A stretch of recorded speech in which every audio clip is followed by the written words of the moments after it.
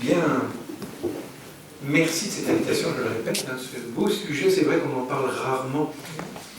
Ça fait combien de temps, dans une homélie, que vous avez entendu parler des anges? Quels sont ceux parmi vous qui ont déjà entendu parler des anges dans une homélie du dimanche? Waouh, waouh, waouh. Vous imaginez, hein, une toute petite minorité. Une toute petite minorité. Ça en dit long sur le fait que, alors qu'on va y revenir, ils sont tellement nombreux, ils jouent un rôle tellement important, et ils sont tellement oubliés. Étonnant. Alors, t'as pris quand même un sacré risque, hein, mon cher Xavier. D'abord, on parle des anges qu'on ne voit pas, donc est-ce qu'ils existent en plus, hein? Et en plus, les anges dans la nature. Il faut remarquer que dans la Bible, est-ce qu'on parle de l'action des anges dans la nature? Est-ce qu'on parle de l'action des anges dans la nature dans la Bible? Pas vraiment. Il faut qu'on en reparle. Soit il y a des questions après. Hein. Si j'oublie des choses, n'hésitez pas à me dire. Donc en effet, c'est un sujet un peu délicat et pourtant tellement important, tellement important. Je procéderai en 3 temps. Un premier, je ferai un peu un état de la question pour voir un peu qu'est-ce qu'il en est aujourd'hui du discours sur les anges. Et vous allez voir que c'est important que de voir un peu quels sont les discours qu'on tient sur les anges aujourd'hui. Deuxième temps, je vous dirai un petit peu, j'émettrai aussi quelques hypothèses, je vous dirai aussi qu'est-ce que disent des grands comme saint Thomas d'Aquin sur l'action des anges dans la création. Et troisièmement, j'ouvrirai sur quelques, comment dirais-je, quelques applications plus concrètes. Alors, d'abord l'état de la question. On pourrait dire qu'en Occident, les anges ont disparu, pas les anges eux-mêmes, mais le discours sur les anges a disparu depuis quasiment 4 siècles. Très étonnant. Au Moyen-Âge, ils remplissaient pas seulement, on voit ça sur les fonds, c'est étonnant hein, quand on regarde sur les cathédrales combien ils sont présents, hein, omniprésents. Et on va voir à partir du XVIe siècle que les anges vont disparaître des traités de philosophie, même de l'intérêt qu'on leur porte. C'est très, très étonnant de voir que, trouvez-moi un ouvrage de philosophie et même de théologie qui parle des anges. C'est quasiment devenu absurde. C'est pour ça que c'est pas étonnant qu'en catéchèse, qu'en homilétique, que les prêtres ne vous en parlent plus. De fait, c'est un sujet qui est devenu... alors c'est très curieux. Comment ça se fait?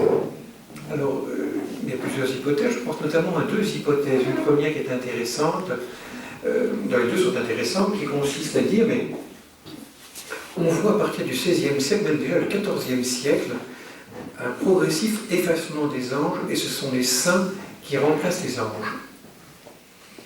Et on va petit à petit arriver à la Réforme.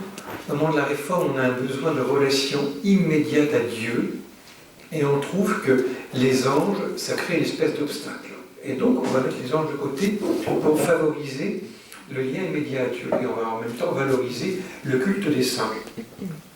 Il y a une deuxième raison qui nous touche davantage, nous, ici en Occident, c'est qu'en fait, quand on va apparaître ce qu'on appelle la modernité, c'est-à-dire à peu près au moment de M. Descartes, notre vaillant petit cavalier français, qui donc est, on appelle Descartes, donc c'est 1596 et 150, quand Descartes apparaît, en fait, il y a un intellectuel français, un grand catholique français, Jacques Maritain, qui a étudié Descartes et qui dit, mais finalement, les attributs de l'ange vont être transférés à l'homme.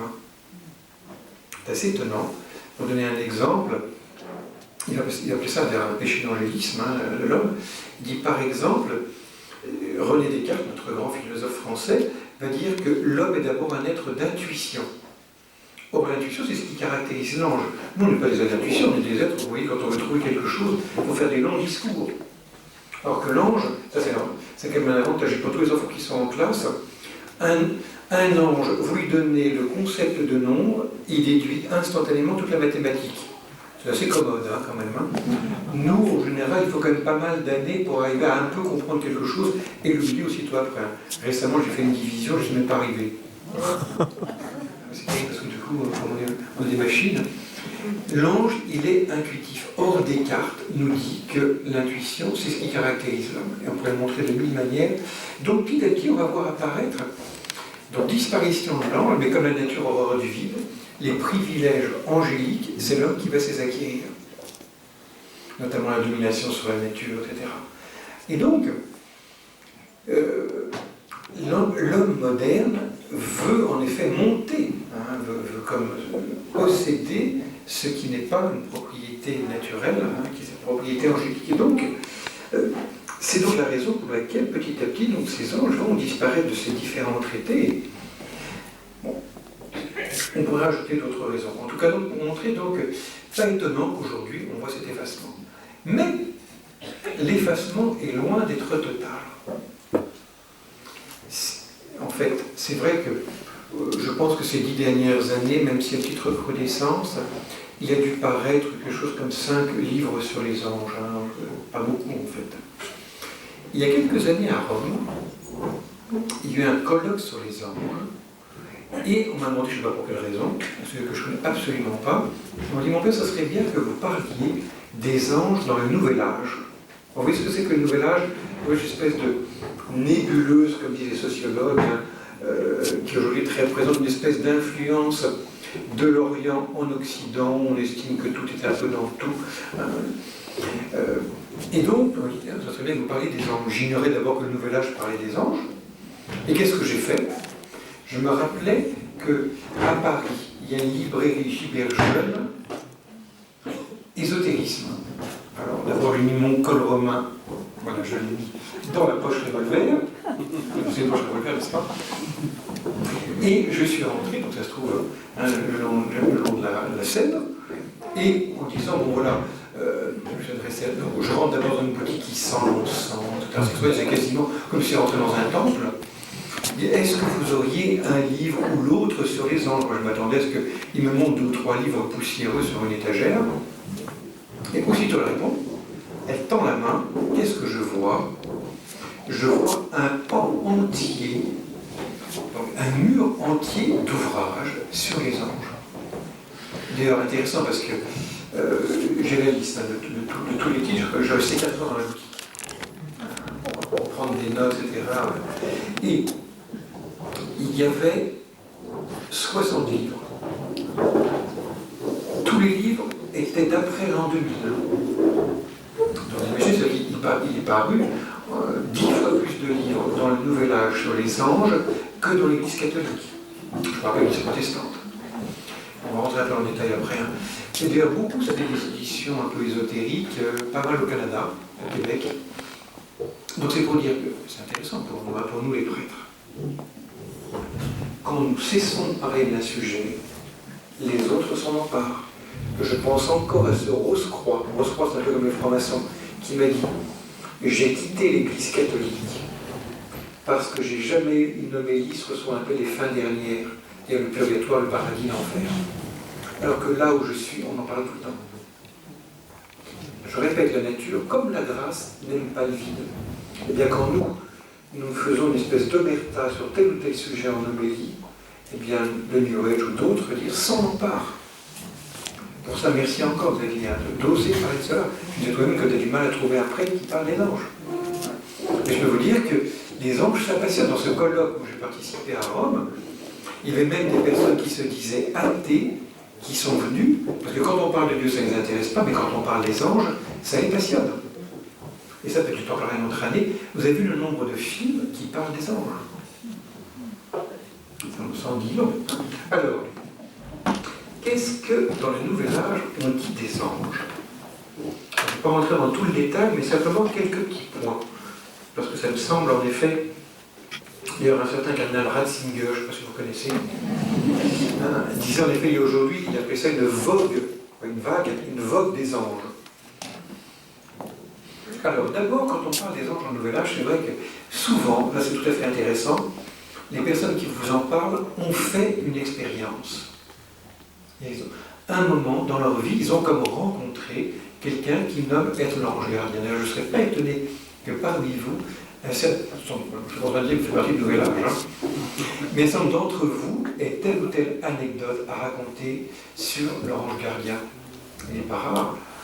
Même telle personne dit, tiens, moi je pense que mon ange gardien a tel nom, comme si en effet notre ange gardien, c'est qu'il n'est pas nous, notre ange gardien lui-même rentrait en contact avec nous, comme pour nous rappeler qu'il existe et qu'il veut ce lien d'amitié avec nous. Alors, je vais vous donner un exemple de témoignage que j'ai trouvé dans un de ses nombreux ouvrages. C'est Françoise No, dans son livre « Trouvez votre ange gardien ». Ça, c'est un titre qu'on trouve. Donc, son ange gardien, qui s'appelle Imamia, qui lui a sauvé la vie d'un accident de voiture. Son dernier souvenir, c'est sur l'autoroute, la vision d'un gros camion qui fonce sur elle. Puis elle apprend que sa voiture est rangée, le frein tiré. Le routier qui la réveille en frappant la vitre raconte stupéfait: j'ai vu la lumière si forte dans l'obscurité derrière vous, comme une autre personne, j'ai fait demi-tour. J'ai pensé à un accident sûrement mortel, le temps d'arriver, je comprends rien. Vous n'avez rien, la voiture est garée, vous dormiez, la lumière, elle venait d'où? Donc une expérience forte. Et un peu plus loin, le même auteur raconte sa première rencontre avec son ange gardien, c'est comme ça qu'elle l'appelle. Il vaut la peine de lire en entier parce que c'est vraiment un peu représentatif de ce que j'ai lu dans tous ces ouvrages. 4 heures du matin. Ma chambre est immaculée et une lumière intense me sort du sommeil. Je suis ébloui, je m'assieds sur le bord de mon lit, je me lève pour éteindre la lumière, mais sans succès, l'interrupteur ne répond pas.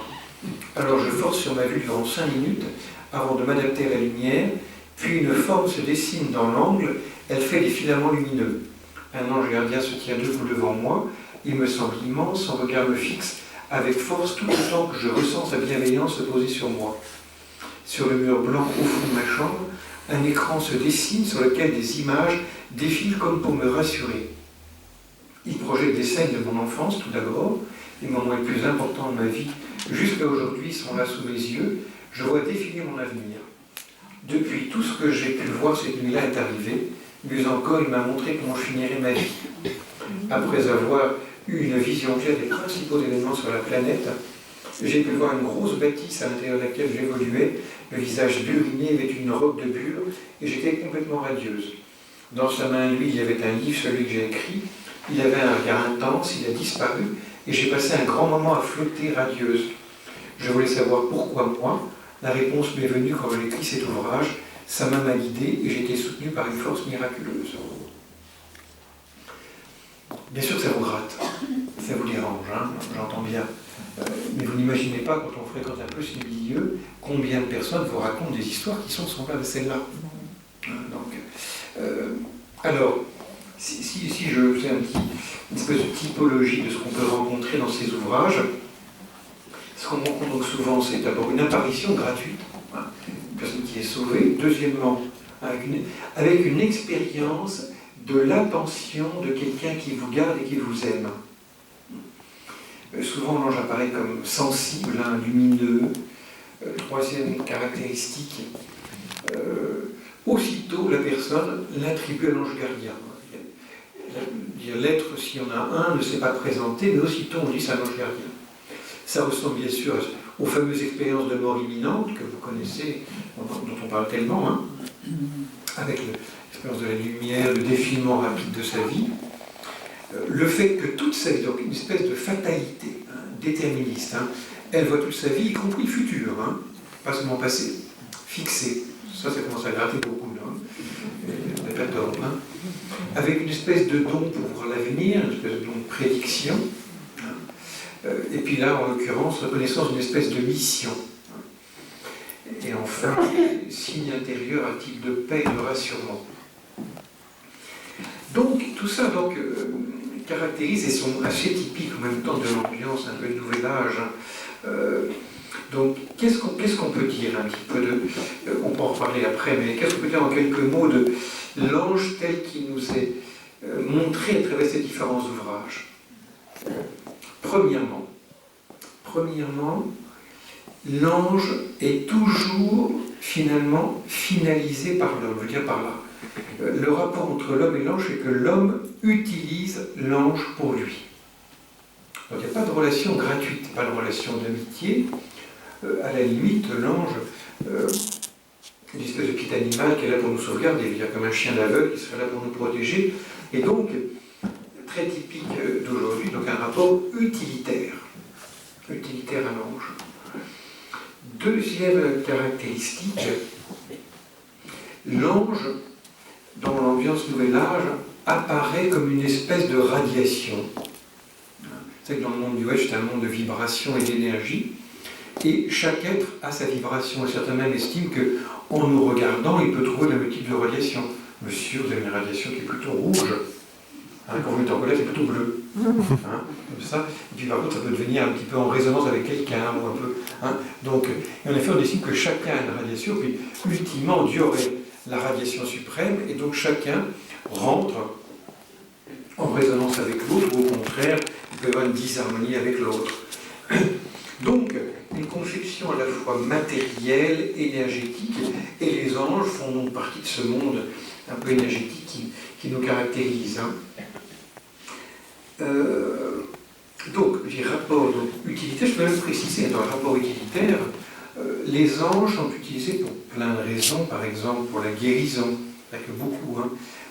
Dans un ouvrage, il est dit, les anges viennent toujours pour la guérison, c'est leur première mission. Mais ils sont aussi là pour la protection, d'où le nom bien sûr d'anges gardiens. Ensuite, autre caractéristique de ces anges, on leur donne des noms. C'est intéressant de voir que dans la Bible, il y a une grande sobriété. On connaît les noms de 3 anges. Vous en connaissez bien ici. Ensuite, Michel et Raphaël. Et enfin, bon, ben, je ne sais pas si les paroissiens, en tout cas, sont bien formés. Hein. Tout à fait. Et on en connaît d'autres? Daniel, non, Daniel, c'est un livre de la Bible, c'est pas un ange. Et vous savez, c'est pour ça qu'il y a elle, en fait, en hébreu, hein, c'est le résumé, hein, on a ça dans Alléluia, c'est le résumé du nom de Dieu, hein, Elohim. Hein, elle. De fait, je crois qu'il y a un autre nom. Alors, Uriel, non pas pluriel, mais Uriel, hein. Je crois qu'il y en a un autre. Mais en fait, c'est intéressant de voir que, alors que dans les apocalypses juives qui sont contemporaines du Nouveau Testament, il y a une pluralité d'anges, avec beaucoup de sobriété, la liturgie n'a gardé que 3 noms, qui correspondent à 3 fonctions particulières. Alors que si on va regarder du côté ce qu'on appelle la Kabbale, qui est la mystique juive, on a non seulement beaucoup de noms d'anges, mais en plus ils sont systématisés. Alors pour être rigoureux, il y a 72 anges. Et c'est un tout petit peu de calcul. Là, ça c'est une multiplication, c'est plus simple que les divisions. 72, ça va correspondre, si on fait 5 fois 72, ça correspond à peu près au nombre de jours de l'année. Et si, là, par contre, on fait une petite division. Si je divise 72 par 3, vous avez 24. Eh bien, et là, on va voir un petit peu le rapport entre l'ange et le cosmos. On va faire de savantes répartitions, tout ça dans les ouvrages, où on va répartir tous les noms d'anges en fonction de l'année et en fonction de la journée. C'est-à-dire qu'on va dire que les anges, puisqu'ils sont 72, vont se répartir chacun 5 jours sur l'année. Et puisqu'il y a 24 heures dans une journée, donc ils vont s'occuper de combien de minutes dans une journée? Allez, messieurs. Allez, les messieurs sont... On a quasiment pas de médaille féminine. Donc il y aura combien de minutes par journée pour un... 20 minutes, exactement. Tout à fait. Et donc, je vais donner un exemple concret. Si vous voulez, donc, qu'est-ce que je veux vous trouver? Il faut que je trouve un exemple concret d'ange. Oui, ici je crois l'ange Ayael, qui est donc un des anges des Séphirotes, hein, donc dans la Kabbale juive, qui s'appelle Fléau de Dieu. Donc on va lui attribuer une planète, Mars. Je vous passe tout le détail hein, du point de vue. En tout cas, lui, il travaille du 11 au 15 mars, 5 jours. Mais le résultat, c'est bien, c'est chômage. Et du coup, si on était des anges, ça fait rêver. Et il bosse tous les jours entre 23h20 et 23h40. Alors, on n'a pas de chance, hein, parce que si c'est votre nom d'ange, il faut vous réveiller à cette heure-là encore de l'école, parce que si c'était entre 3h20 et 3h40 du matin, hein, alors on peut quand même s'arranger pour pouvoir avoir une relation avec eux, on peut le transférer dans la journée quand même. Bon. Et donc, avec en plus des corrélations par rapport au cercle du zodiaque, ça va de soi, hein, aussi le Gémeaux, etc. Donc, intéressant donc de voir que ces anges sont nommés. Ils ont une finalité elle-même précise. Ils ont aussi une espèce de rituel, un homme est lié à un rituel, avec des horaires, avec un lien au cosmos, etc., etc. Autant de choses qu'on a perdues, qu'on a oubliées, le lien au cosmos aussi, on en parle très peu. Heureusement, notre pape François vient nous écrire cette superbe encyclique, la première, comme vous savez, sur l'écologie, avec cette parole tellement importante, tutto è connesso, tout est relié, qui est répétée 9 fois. 9 fois. Et quand il pense tout est relié en bon fils, même s'il est jésuite, de François d'Assise, c'est qu'il y a une connexion, on va y revenir, une connexion aussi avec le monde invisible. Donc, vous voyez donc, combien le vide que nous avons créé malheureusement est rempli, vous voyez, par tout ce monde New Age qui nous parle très concrètement et où les anges sont massivement invités. Donc, si je fais un tout petit bilan, je dirais que ce qui est positif, parce qu'il y a quand même des choses positives. Premièrement, d'abord, il parle des anges, il parle même des cœurs des anges, il montre, troisièmement, que les anges ont rapport avec les hommes et avec la nature, et enfin, ils disent qu'on peut rentrer en relation avec eux en les priant. Alors maintenant, il y a le reste qui est bien sûr négatif, qui est le fait que la relation est utilitaire. Au fond, c'est ce qu'on appelle du panthéisme, c'est-à-dire que tout est Dieu. Donc il n'y a pas de différence entre Dieu, les anges, les hommes, et c'est aussi une conception matérialiste. Dans ce sens, c'est percevable. Et ultimement, il y a aussi quelque chose d'un peu, comment dirais-je, alors si je pose un jugement moral, je dirais un orgueil, mais c'est vrai qu'il y a une espèce de volonté de mainmise, il y a comme une recherche de pouvoir, de prédiction, et pas de relation gratuite. Donc dans ce sens-là, ce ne serait pas recevable. Mais il n'empêche que il nous aide à faire mémoire d'une réalité que nous avons tendance à mettre entre parenthèses. Alors, qu'est-ce que nous pouvons dire maintenant, plus concrètement, on va y revenir, du point de vue chrétien. Qu'est-ce que nous pouvons dire donc des anges, notamment des anges dans leur relation avec le cosmos? Premièrement, bien évidemment, les anges, la Bible en est remplie, d'un bout à l'autre. Rappelons-nous quand même que les anges sont omniprésents dès le début. Je pense que vous avez eu droit à une conférence sur les anges dans la Bible il y a quelques années.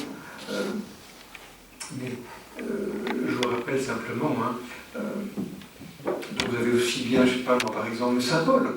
La loi fut édictée par le ministère des anges, le Saint Paul qui parle. Donc on voit bien, donc, les anges, donc ce n'est pas Dieu directement, c'est les anges eux-mêmes qui ont porté la Torah.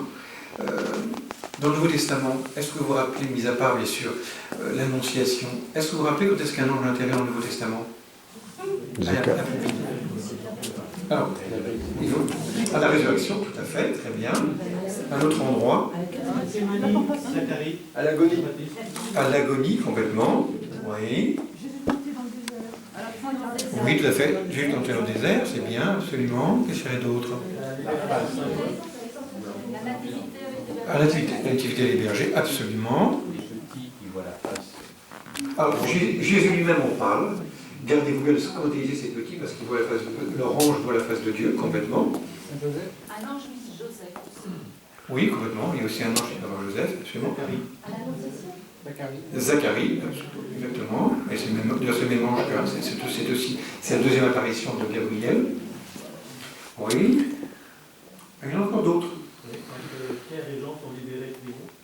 Oui, complètement. Absolument. Un ange le servait à Gethsémani. Oui, ça on l'a dit. Oui, tout à fait, absolument.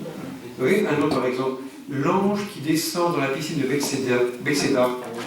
Cette puissance c'est quand même intéressant parce qu'on voit que l'ange a une fonction de guérison, etc., etc. Et à votre avis, est-ce que la Bible nous dit un petit peu le nombre d'anges? Est-ce qu'on dit un peu le nombre d'anges qu'il y a dans la Bible, qu'il y a dans le ciel?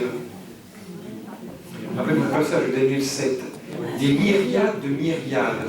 Alors, je vous rappelle qu'en grec, que c'est écrit en grec, myriade, ça veut dire 10 000.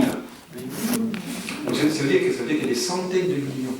Mais si vous faites le calcul ici, alors c'est pas totalement de foi, même si c'est extrêmement traditionnel, chaque homme a un ange gardien. Actuellement, il y a 7 milliards d'hommes sur la Terre. On estime que depuis l'apparition de l'homme, il y a 200 000 ans, je parle vraiment de l'homo sapiens, Pas sapiens, hein, Manchester. C'est aussi, on peut comprendre. Ah si, oui. Eh bien, on estime qu'il y a eu environ 60 milliards d'hommes. Si chacun eut un ange gardien, vous imaginez que le ciel n'est pas vraiment vide. Comme disait André Frossard, ils vont être étonnés, ces théologiens, quand ils vont arriver, ils vont voir tous ces anges qu'il y a dans le ciel. Hein. Donc, de fait, la Bible nous montre à quel point tous ces anges, en effet, trônent autour du... Avec en même temps la distinction, mais ce n'est pas le lieu d'en parler, hein, les 9 cœurs des anges, avec chacun un nom différent, etc. Donc, de fait, hein, la Bible parle véritablement. Est-ce qu'on en parle dans le credo?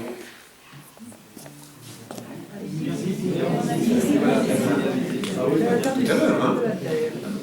Donc, hein, je crois en ce Dieu créateur du monde visible et invisible. Même quand on dit créateur du ciel et de la terre. Alors, pardon? Ah oui, le ciel et la terre. Alors ça, c'est extrêmement important parce que il y a plusieurs choses importantes là, par rapport à ça. Premièrement, l'univers est un. Il n'y a pas plusieurs univers, il n'y a pas un multivers, ou comme on dit aujourd'hui en astronomie. Hein. L'univers est un. Dieu n'a pas créé plusieurs mondes. Déjà, si nous croyons dans les anges, c'est déjà quelque chose, mais souvent, quand on croit dans les anges, on les imagine totalement séparés, voilà, au-dessus, et puis nous en dessous. Chez les pères de l'Église, saint Augustin, dans son grand commentaire, un de ses grands commentaires sur la Genèse, il est clair que pour lui, non seulement l'univers est un, mais l'univers a été créé en même temps. Parce que là aussi, souvent on s'imagine que les anges étaient créés avant. Voilà, puis maintenant, ça y est, ils ont fait leur service, et maintenant, hop, ça y est, ils ont peuple Méditerranée jusqu'à la fin des temps, tranquillement. Les anges sont vraiment présents, et donc, Dieu voit les choses comme une totalité. Hein, il crée dans un même acte, donc l'intégralité de l'univers. Et comme dit le grand saint Thomas d'Aquin, donc théologien du XIIIe siècle, il dit, mais l'univers, qui est totalement gratuit, puisque la création est un acte généreux de Dieu, sa raison d'être, c'est de refléter la perfection divine. Et pour refléter la perfection divine, il fallait qu'il y ait tout ce qu'on peut trouver en Dieu, et donc, certes que l'on ait des créatures matérielles, que l'on ait des créatures qui sont à la fois matérielles et spirituelles, c'est-à-dire les hommes, mais donc aussi qu'on ait des créatures purement spirituelles. Sinon, il y aurait un déséquilibre. Donc, les anges font partie de l'univers. Oui, donc d'un côté, des créatures seulement matérielles, minéraux, végétaux, animaux, les hommes, qui sont comme une espèce d'horizon entre la matière et l'esprit, il y aura un déséquilibre, ce n'est pas des créatures purement spirituelles. Donc, l'univers est véritablement un. Il est unifié, et non seulement est unifié, mais en plus, il est créé en même temps. Alors en plus, avec saint Augustin, lui, il estime que, lui, il relie Genèse 1 et Genèse 2, c'est ces deux récits de la création, comme un seul récit. Oui, parce que là, contrairement aux anges, je pense que vous avez eu une crampe. Il semble pas beaucoup de crampes. Hein. Peut-être. Voilà. Moi, je me disais, c'est hier quand je voyais le film d'Everest, oh, qu'est-ce que les hommes peuvent souffrir? Ils peuvent se faire souffrir. Oh là là. Donc, l'univers est un. Et donc, saint Augustin disait, mais quand Dieu a créé l'univers, en fait, c'est très beau ce qu'il dit, c'est une hypothèse, hein, même si saint Augustin est quand même le grand-père de l'Occident, grand, plus loin, père de l'Église d'Occident, lui disait, en fait, au point de départ, quand Dieu a créé, en Genèse 1, il présente son plan aux anges. Et après ça, pour Genèse 2, les anges vont comme appliquer le plan de Dieu, et notamment créer l'homme, créer le reste de la nature. Donc les anges ont tout un rôle à jouer, estime saint Augustin, pour en quelque sorte contempler gratuitement, louer Dieu, ce qu'on oublie parfois, et après ça, être les agents qui vont appliquer l'œuvre même. Alors saint Augustin, saint Thomas d'Aquin n'est pas totalement d'accord avec saint Augustin sur ce point-là. En tout cas, donc, nous avons donc cet univers unifié où les anges et les hommes et la créature matérielle sont, comment dirais-je, de concert. Voilà, tout est connecté, hein, comme dit notre pape François. Deuxièmement, toujours en théologie, non seulement l'univers est un et connecté, mais l'univers est hiérarchisé. Alors c'est une vaste question débattue entre les théologiens, mais de prime abord, les anges sont plus parfaits que les hommes. parce qu'ils sont immatériels. Déjà, je vous rappelais tout à l'heure que, alors que nous, les hommes, nous peinons à comprendre, c'est quelque chose, ces longues années d'études, l'ange y comprend tout de suite. C'est parce qu'une question qu'on pourrait se poser, comment se fait-il que si les anges sont si parfaits, Dieu ne se soit pas, alors pas incarné, mais on pourrait dire inangélisé. Pourquoi est-ce qu'il la nature de l'ange pour sauver les anges? Vous avez déjà posé cette question, j'imagine. Oui. C'est une question vraiment importante, parce que si l'ange est aussi important, Dieu ne pouvait quand même pas faire moins pour les anges que pour les hommes. C'est une vraie question, ça. Et je me dis que tu as une réponse, ça, oui, Michel, ça, je ne m'inquiète pas. Alors, eh bien, la raison, paradoxalement, c'est la plus grande perfection des anges. Je m'explique.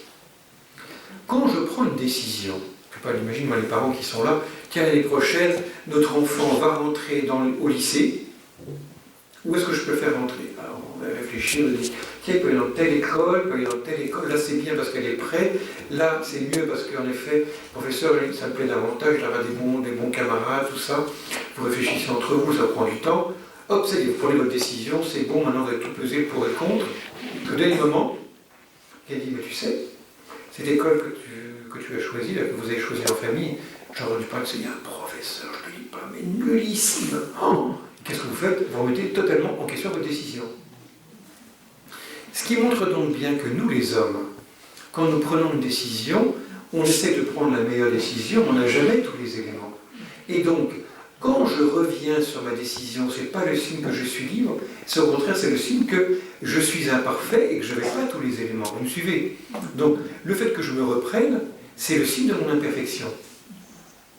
Si j'étais un ange, que j'avais un accès immédiat à tout le réel, quand je prends une décision, je n'ai aucune raison de revenir en arrière.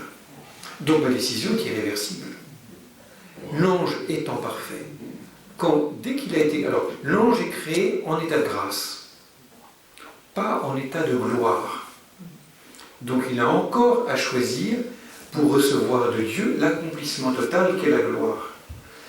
Mais lorsque l'ange va prendre sa décision, il voit tout.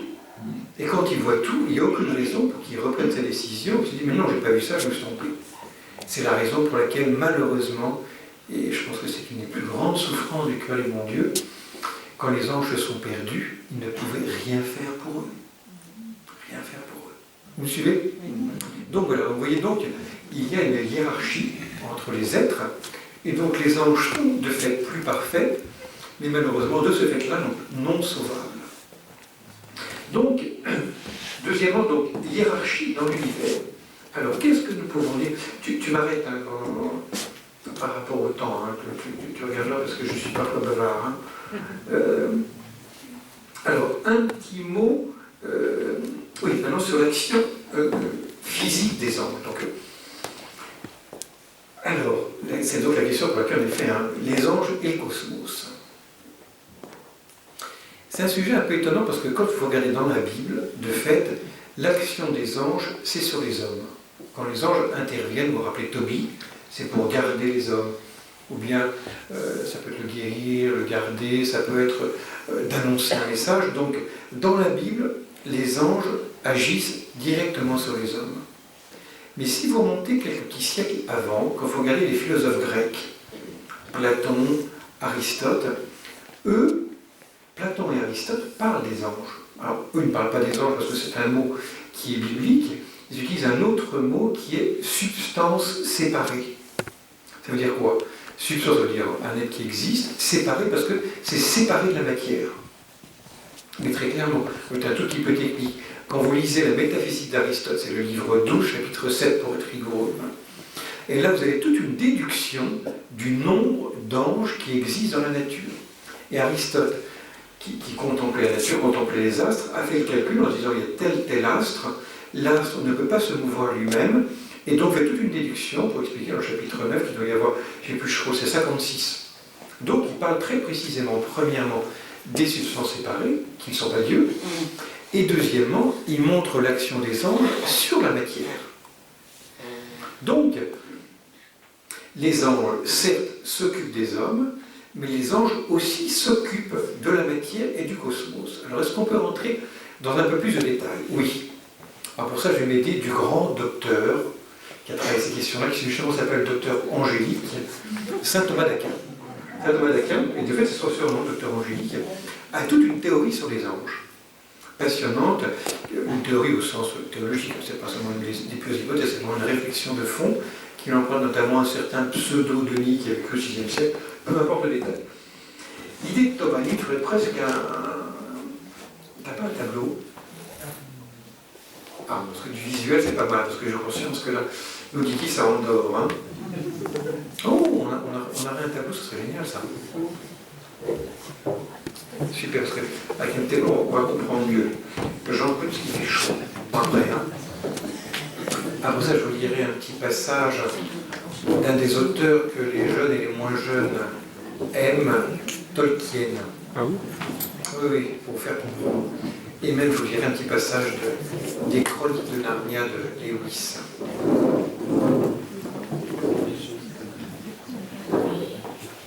L'idée suivante, pour trouver. Tu veux jouer le rôle de l'ange? Alors, il dit la chose suivante. Il dit l'ange est un être purement immatériel. Comme il est immatériel, comment est-ce qu'il va pouvoir agir sur la matière? Eh bien, dit-il, il faut qu'il agisse sur ce qui, dans la matière, est le moins matériel. Autrement dit, ce qui demande le moins de changement. Alors, en termes concrets pour nous aujourd'hui, est-ce que vous voyez la différence qu'il y a entre la physique et la chimie? On l'a étudié, on a toujours un peu de mal à distinguer entre la chimie et la physique. Qu'est-ce qui fait la différence entre physique et chimie? On voit bien ça quand on est dans une cuisine. Dans une cuisine, dans une salle à manger, c'est de la physique, on apporte les plats. Là, c'est la physique, là, c'est le mouvement local, on apporte le plat. La chimie, c'est la cuisine. C'est là que les enfants font leurs premières expériences de chimie. C'est quoi la chimie? C'est la transformation. Ah, mais super. Voilà, là, nous avons un mouvement local, très angélique. Voilà. Super, il reste plus qu'un petit feutre. Il arrive. Deuxième mouvement local, merci. Voilà. En plus, voilà, merci. Ça serait un peu plus crédible si tu t'envolais. Hein. Et donc, saint Thomas d'Aquin va utiliser un principe qui reprend un pseudo-Denis, il va dire, finalement, donc, on a le monde des anges, du plus immatériel, donc tourné vers Dieu, etc., au moins immatériel. Donc ça c'est tourné vers Dieu, tourné vers la nature. Il faut en quelque sorte que l'ange vienne toucher ce qui dans la nature, qui est le même étage du plus immatériel au plus matériel.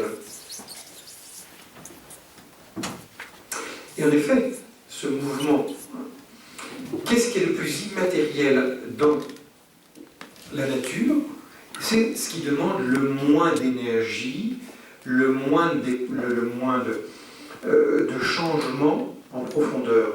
Or, la chimie, c'est ce qui change beaucoup la chimie. Hein. Entre un mouvement chimique, ça suppose que les molécules elles-mêmes se réarrangent, etc. Alors qu'un mouvement simplement physique suppose vraiment un déplacement de la matière.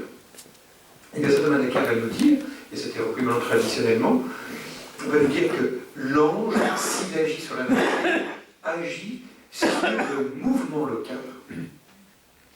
Il n'a pas pouvoir pour agir sur le mouvement chimique, a fortiori sur le mouvement biologique, qui suppose à la fois le mouvement chimique et aussi des processus qui sont propres au monde du vivant. Et donc, va-t-il dire, le pouvoir de l'ange sur la nature est bien réel, mais il est limité. Tout à fait profond, parce que de fait, ça assure à la fois l'unité d'être, on l'a vu tout à l'heure, puisqu'on a un seul univers, et l'unité d'action. Et donc l'ange agit à ce niveau-là. C'est ce qu'il fait par exemple. Prenons quelques applications concrètes pour que vous compreniez mieux.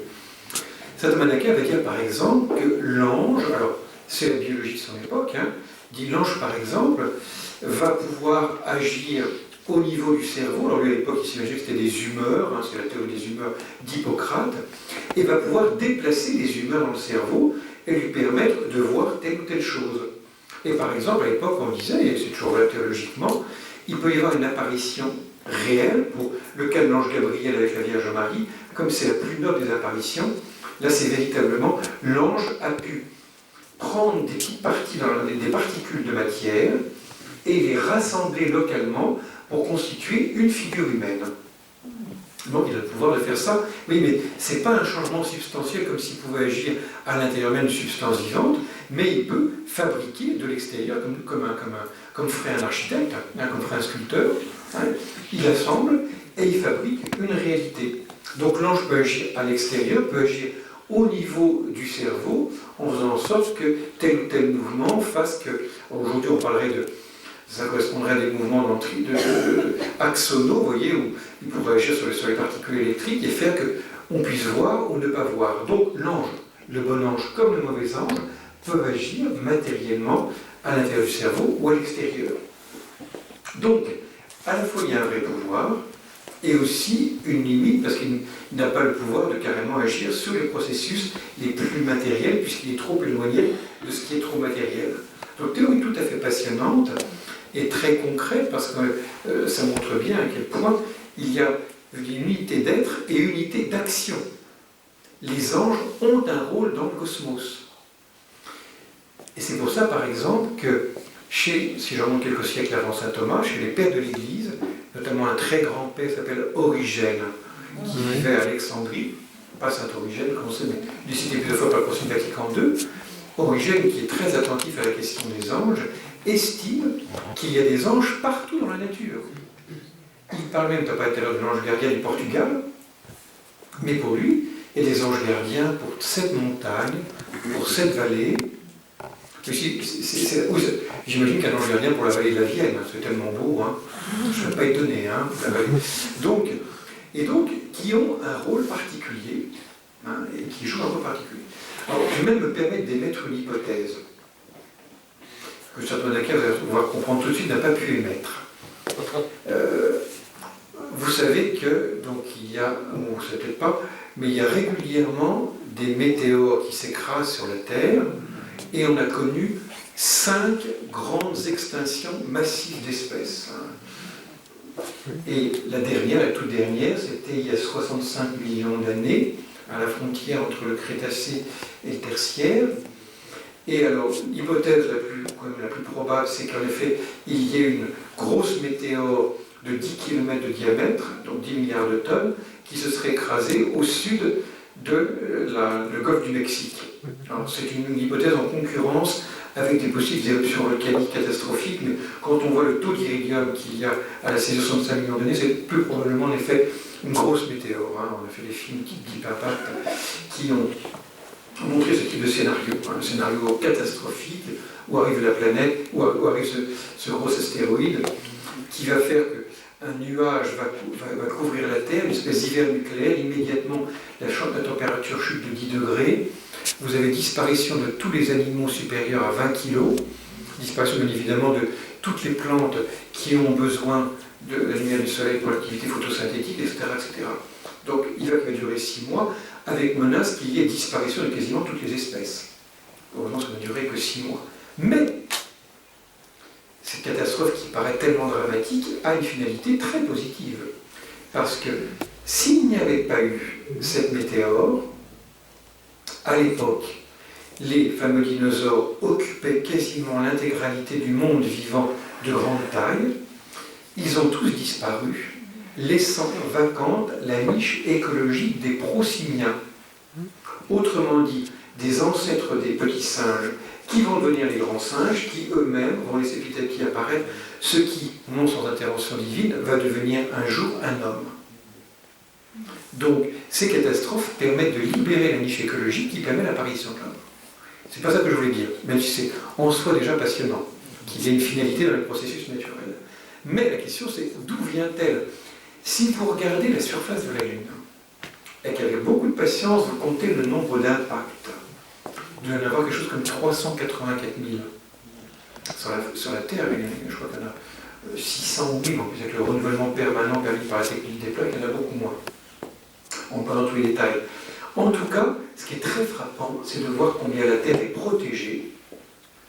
Et deuxièmement, alors aussi, mais d'où peut venir cette météore qui a joué un rôle, à un moment donné, extrêmement important. Hypothèse de Pascalide, hein, c'est pas une parole du Saint-Siège. Hein. Si vous connaissez un tout petit peu l'astronomie, le système solaire, vous savez, le Soleil, vous savez les 3 planètes terriennes, hein, les 4 planètes terriennes, pardon, hein, Mercure, Vénus, la Terre, Mars, et après il y a ce qu'on appelle les planètes joviennes, les grosses planètes gazeuses, hein, donc rocheuses, et puis les planètes qui sont gazeuses, et entre, dont la première est Jupiter, entre les deux, qu'est-ce que vous avez? Une ceinture d'astéroïdes, où il y a des milliards d'astéroïdes qui sont là en gravitation. Moi j'imagine très bien qu'un ange qui est médiateur de l'action divine puisse un tout petit peu dévier une astéroïde, et cette toute petite déviation permettrait que ces astéroïdes quittent cette ceinture et viennent s'écraser avec le calcul mathématique dont on a vu qu'ils n'ont pas trop de difficulté à les faire, au moment exact et au lieu exact où on en a besoin. Et ainsi nous respectons des très grandes lois de l'action divine, à savoir que, comme dit saint Thomas d'Aquin, Dieu n'aime pas multiplier les miracles. Il économise le plus possible. Et vous voyez, il se sert de l'action angélique. Vous me suivez ou pas? Oui. Hein? Donc, hypothèse, vous voyez, on voit bien que l'ange agit de façon, vous voyez, très, comment dirais-je, hein, de façon à la fois très économique et en même temps très esthétique, parce qu'un mythe, c'est vraiment... Et ce qui signifierait donc que, si je continue un petit peu à préciser l'action de l'ange, là encore, je vais rajouter ce que dit saint Thomas. Saint Thomas nous dit seulement, donc l'ange agit au niveau donc au niveau de ce qu'il y a de plus immatériel dans le matériel, qu'est le mouvement local, donc le physique. Oh, il est moribond celui-là. Hein. Tu peux faire un petit enseignement, monsieur le curé. Physique, chimie. Il y a un être physique que j'aime beaucoup, qui sont les ondes. Je ne suis pas New Age, mais il y a des choses intéressantes dans New Age. Qu'est-ce que c'est qu'une onde? C'est quoi? C'est totalement génial une onde. Qu'est-ce que c'est? Hein? Quand j'allais à Saint-Pierre de Rome, tous les matins, je passais près du Tibre. Je l'ai fait 4000 fois avec un émerveillement qui ne s'est jamais lassé. Hein. J'avais la coupole de Saint-Pierre qui prend toutes les couleurs. Et sur ce Tibre qui passe, il y a régulièrement des mouettes ou des goélands, plutôt des goélands et des goélands qui frôlent l'eau. Et quand une aile de goéland frôle l'eau, qu'est-ce qu'on voit? Comme un caillou qui tombe dans l'eau. Et donc vous voyez, donc imaginez un caillou qui tombe dans une mare, avec ses cercles concentriques. Alors, apparemment, on a l'impression, quand on voit les cercles concentriques, que vous avez une espèce de déplacement. Est-ce que de fait, est-ce que l'eau se déplace? On a l'impression, puisqu'on voit les ondes qui vont s'écarter. Ben, si vous prenez un bouchon ou un corps mort, vous voyez que le bouchon oscille verticalement. Donc vous l'avez, alors que l'apparence c'est qu'il y a un mouvement latéral et horizontal, il n'y a qu'un mouvement vertical. Donc qu'est-ce que c'est qu'une onde? En fait, une onde, c'est un déplacement de la forme, autrement dit, un déplacement de l'information sans aucun déplacement de matière. Vous me suivez? Donc c'est quelque chose d'extraordinairement économique. Le coup de génie de l'onde, c'est que si je veux transmettre actuellement, les quelques rares qui peuvent encore m'écouter là, ils ne sont pas complètement endormis, hein, qu'est-ce qui se passe? J'ai, en effet, par la vibration qui vient de mes cordes vocales, l'air se met en vibration jusqu'à votre oreille, l'oreille moyenne, l'oreille interne. Hein. Et donc là, on voit que, pourtant, ça fait du 340 mètres par seconde. Hein. Il n'y a aucune espèce de vent qui fait 340 mètres par seconde. Il y a seulement un déplacement horizontal qui se transmet de proche en proche jusqu'à vous. Donc l'onde, si je précise ce que dit saint Thomas, est ce qu'il y a de plus immatériel dans le matériel, et c'est ce qui permet l'accès d'un certain nombre d'informations du donateur jusqu'au récepteur. Donc je pense que l'ange est un expert en ondulation. Je pense que l'ange agit avec une compétence tout à fait particulière.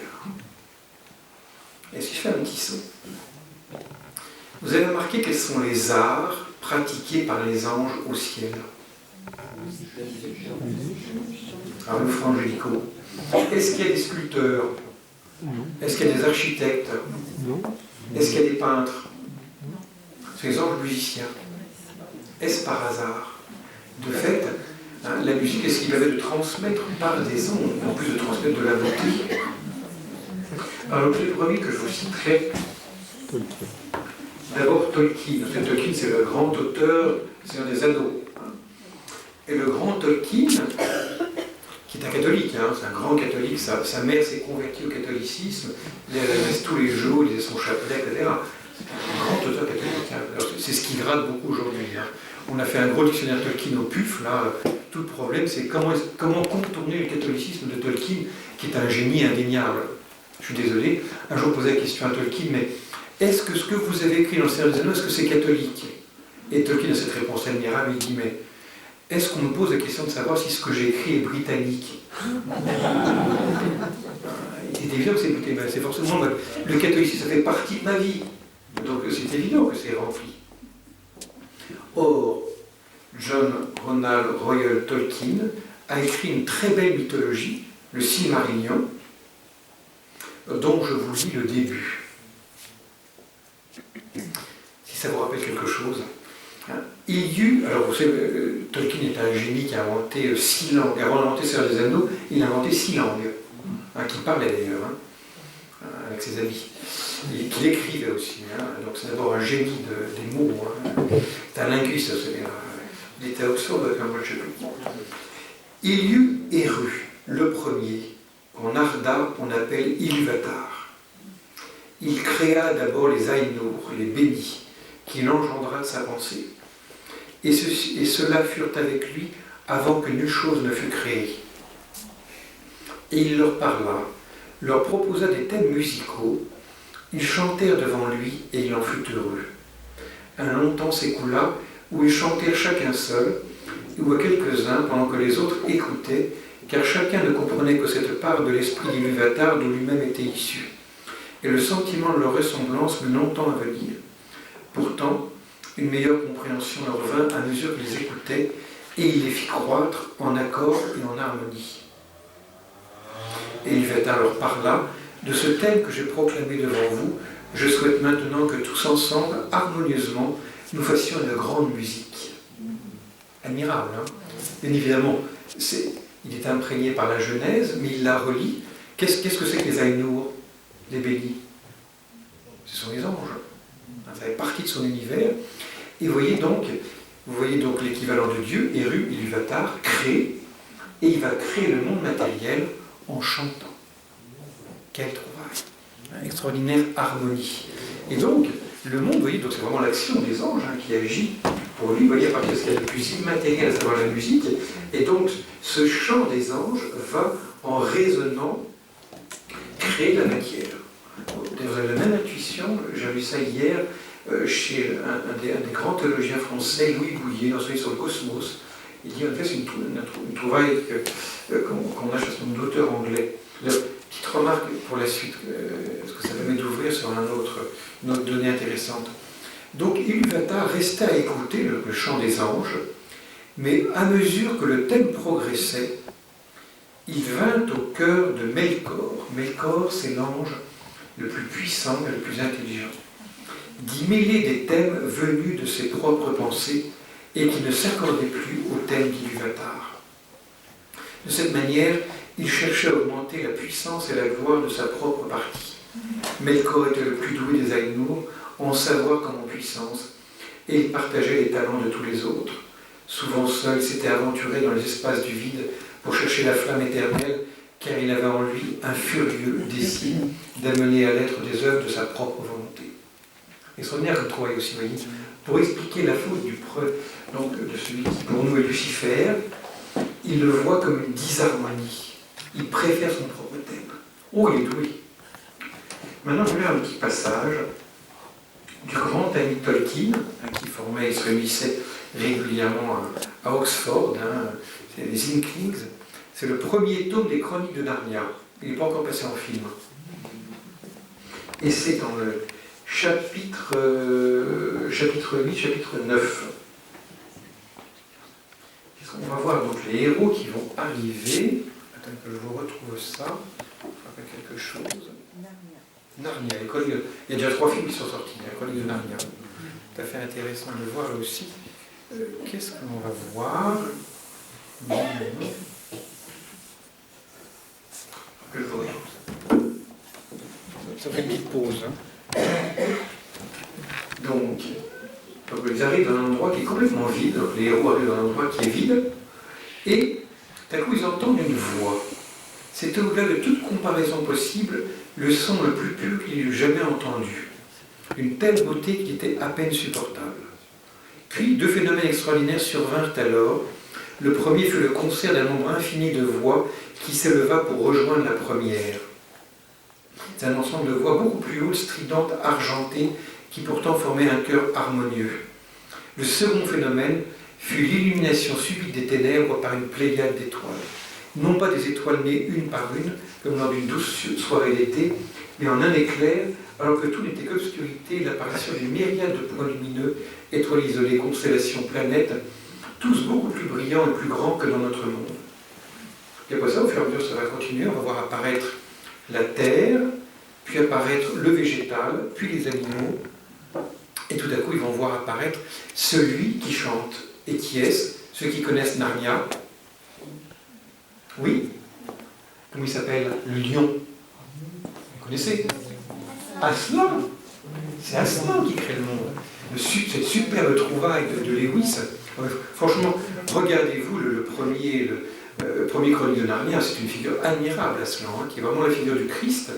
Et donc c'est lui qui chante et qui crée le monde en chantant. Hein, et qui crée d'abord les anges. Alors, pour ne pas totalement exploser l'horaire, je vais troisièmement dire, on va terminer en troisième partie très rapidement, un petit mot donc sur notre rapport plus concret avec les anges. Et là, je vais vous citer un des grands admirateurs des anges, qui est le dernier grand théologien qui a été canonisé, qui est le cardinal Newman. Cardinal Newman qui est un anglican qui s'est converti, et Cardinal Newman, comme beaucoup d'Anglais, est convaincu que le monde invisible est plus important que le monde visible. Et même dans sa période anglicane, même avant sa conversion au catholicisme, il dit les choses suivantes. Je dois mon opinion définitive sur les anges, dit-il, au grand père de l'église d'Alexandrie, Origène, Saint Cyril, Saint Athanase.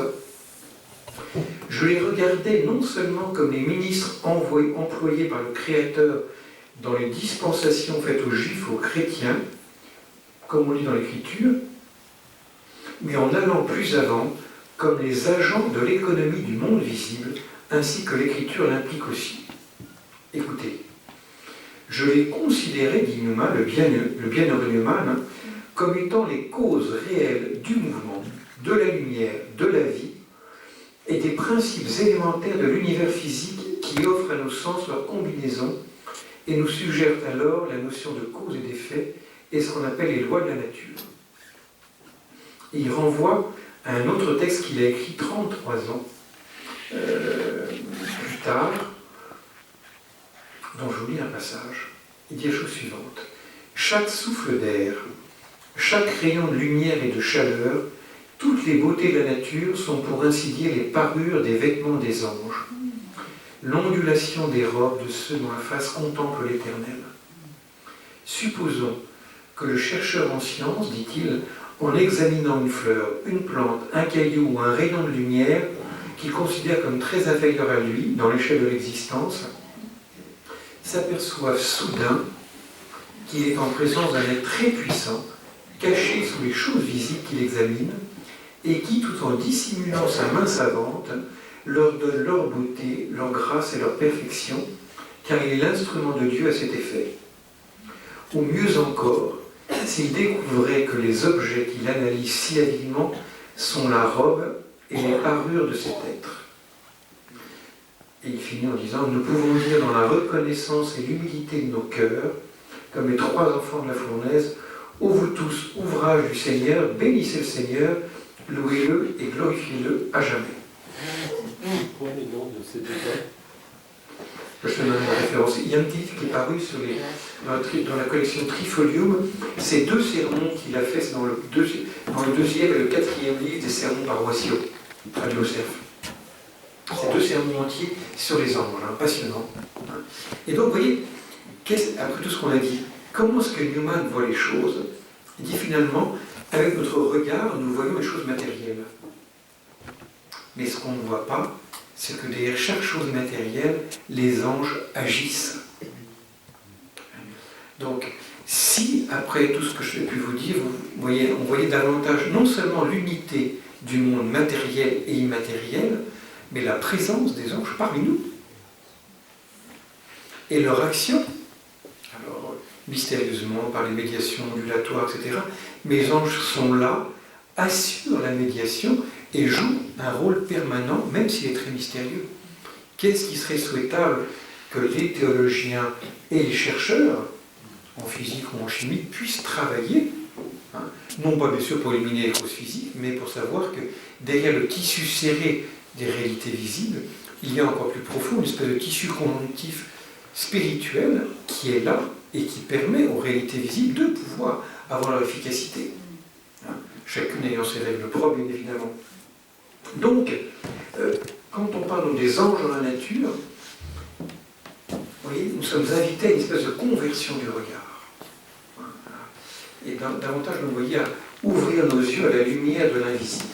Et ce que je vous dis pour le monde cosmique vaut aussi pour la liturgie.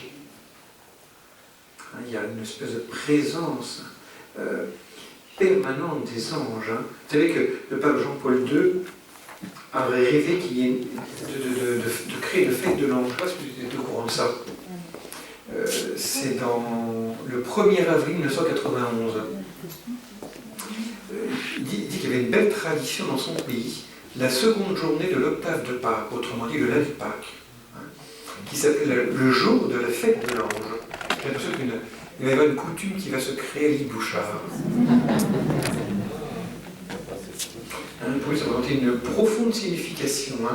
Donc une fête de ressuscité qui est annoncée par l'ange. Et donc la constatation que le tombeau est vide suppose la constatation surhumaine. La constatation humaine, c'est que le tombeau est vide. Et la constatation surhumaine, c'est qu'il est ressuscité. Et ça, c'est l'ange qui le porte.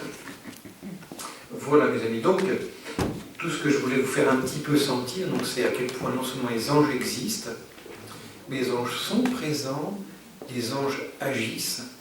Ils nous demandent simplement que notre regard naisse à la lumière et que notre cœur naisse à la gratitude.